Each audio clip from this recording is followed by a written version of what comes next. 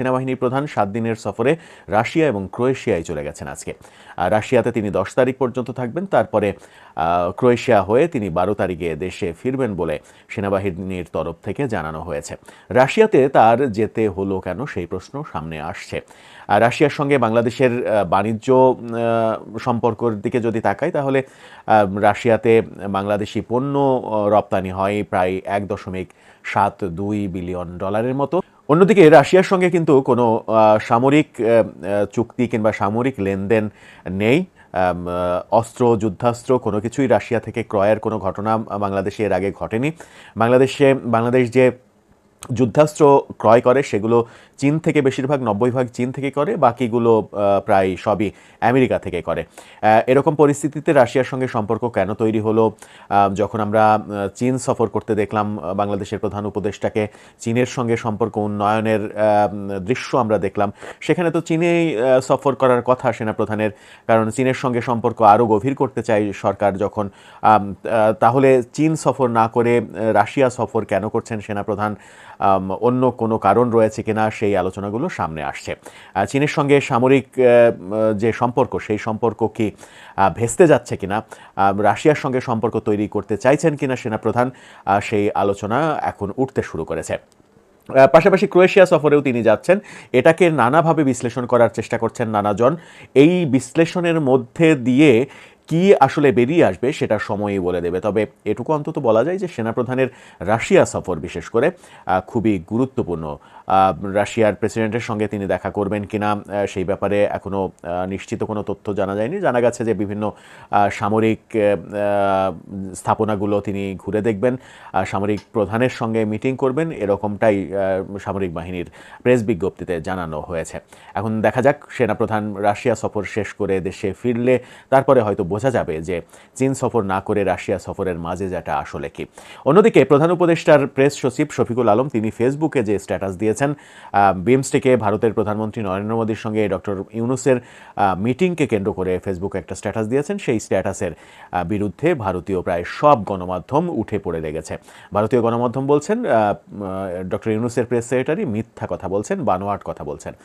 Press secretary কি বলেছেন আসলে? তিনি এক জায়গায় বলেছেন যে শেখ হাসিনার সঙ্গে ভারতের সুসম্পর্ক থাকা অবস্থায় তিনি বৈঠকে যা বললেন আমরা দেখেছি আপনার প্রতি তার অসম্মানজনক আচরণ, কিন্তু আমরা আপনাকে সম্মান এবং শ্রদ্ধা অব্যাহত রেখেছি। অর্থাৎ শেখ হাসিনা ভারতের সঙ্গে বিভিন্ন কথাবার্তায় ডক্টর ইউনূসের সম্পর্কে অশ্রদ্ধা জ্ঞাপন করেছেন। এই অশ্রদ্ধা জ্ঞাপন সত্ত্বেও ডক্টর ইউনূসের প্রতি শ্রদ্ধা জ্ঞাপন করেছেন নরেন্দ্র মোদী। এই রকমটা নাকি নরেন্দ্র মোদী ডক্টর ইউনূসকে বলেছেন।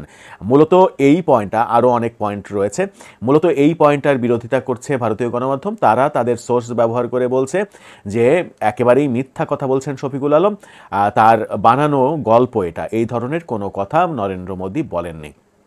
এখন শেখ হাসিনার সঙ্গে নরেন্দ্র মোদী কিংবা ভারতের যে দহরম মহরম সম্পর্ক আমরা দেখছি, সেই সম্পর্কের মধ্যে থেকে নরেন্দ্র মোদীর কি ডক্টর ইউনূসকে উপযাজক হয়ে এ ধরনের কথা বলার কোনো কারণ রয়েছে, যেখানে তিনি ডক্টর ইউনূসকে বলছেন যে শেখ হাসিনা আপনাকে অশ্রদ্ধা করে, আপনাকে অসম্মান করে, সেরকম কথা আমাদেরকে বলে, কিন্তু আমরা আপনাকে শ্রদ্ধা করি। এতই যদি ভালো সম্পর্কই হবে ডক্টর ইউনূসের সঙ্গে নরেন্দ্র মোদীর, তাহলে তো ডক্টর ইউনূসের অনেক দিন আগে পাঠানো চিঠির উত্তর দেওয়ার কথা। এখন পর্যন্ত চিঠির কোনো সুরাহা তো হয়নি, উত্তর পর্যন্ত দেয়নি ভারত, যে চিঠিতে বাংলাদেশ সরকার শেখ হাসিনাকে ফেরত চেয়েছে বাংলাদেশে বিচারের জন্য। সেই দৃশ্য তো আমরা দেখতাম, সেই দৃশ্য হয়ে যেত। কিন্তু প্রেস সচিব শফিকুল আলম যে স্ট্যাটাস দিলেন, সেই স্ট্যাটাসে বোধহয় বাংলাদেশকেই একটা বিতর্কিত অবস্থায় ফেলে দিলেন কিনা সেই প্রশ্ন কিন্তু সামনে এসে যায়। ভারত বাংলাদেশের সম্পর্কে নতুন একটি কোর্স করতে চাই ভারতের প্রধানমন্ত্রী অধ্যাপক ইউনূসকে বৈঠকে বহুবার বলেছেন ভারতের সম্পর্ক বাংলাদেশের মানুষের সঙ্গে কোনো দল বা ব্যক্তির সঙ্গে নয়। অর্থাৎ ভারতের প্রধানমন্ত্রী নরেন্দ্র মোদী শেখ হাসিনার সঙ্গে তার কোনো সম্পর্ক নেই, আওয়ামী লীগের সঙ্গে তার কোনো সম্পর্ক নেই, সম্পর্ক বাংলাদেশের জনগণের সঙ্গে। আর জনগণের প্রধান যেহেতু আপনি এখন ডক্টর ইউনূস, আপনার সঙ্গেই সম্পর্ক, এরকমটা ভারতের প্রধানমন্ত্রী বলতে চেয়েছেন। মূলত বাংলাদেশের প্রেস সেক্রেটারি তেমনটাই বোঝাতে চেয়েছেন তার স্ট্যাটাসে।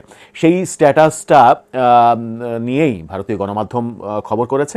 ভারতীয় গণমাধ্যম একদিন আগে দেয়া স্ট্যাটাসের প্রতিবাদ করছে এবং বলছে এটা মিথ্যা।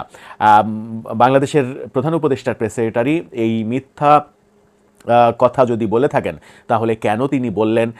নাকি ভারতীয় মিডিয়ায় এটাকে মিথ্যা বলছে অযথা। বাংলাদেশের প্রেস সেক্রেটারি সত্য কথা বলেছেন, যেটা নরেন্দ্র মোদী বলার পরেও স্বীকার করছেন না ভারতীয় মিডিয়ার সাংবাদিকরা। সেরকম ঘটনাই ঘটছে কিনা ব্যাপারগুলো একটু বোধহয় এলোমেলোই হয়ে গেল। দর্শক, আপনার কি মনে হয়, ভারতের প্রধানমন্ত্রী কি এমন কথা বলার কোনো স্কোপ রয়েছে যে শেখ হাসিনা ডক্টর ইউনূস সম্পর্কে অসম্মানজনক মন্তব্য করেছেন ভারতের কাছে, এবং তারপরেও নরেন্দ্র মোদী ডক্টর ইউনূসের প্রতি শ্রদ্ধাশীল, আওয়ামী লীগের সঙ্গে, শেখ হাসিনার সঙ্গে, কোনো ব্যক্তির সঙ্গে, দলের সঙ্গে ভারতের কোনো সম্পর্ক নেই, সম্পর্ক জনগণের সঙ্গে অর্থাৎ বর্তমান সরকারের সঙ্গে, এই কথাগুলো নরেন্দ্র মোদী বলেছেন সত্যি সত্যি, নাকি শফিকুল আলম একটু বাড়িয়ে লিখেছেন, যেগুলো সমালোচনা হচ্ছে ভারতীয় মিডিয়ায়? আপনার মন্তব্য লিখে জানাতে পারেন আমাদের কমেন্ট বক্সে।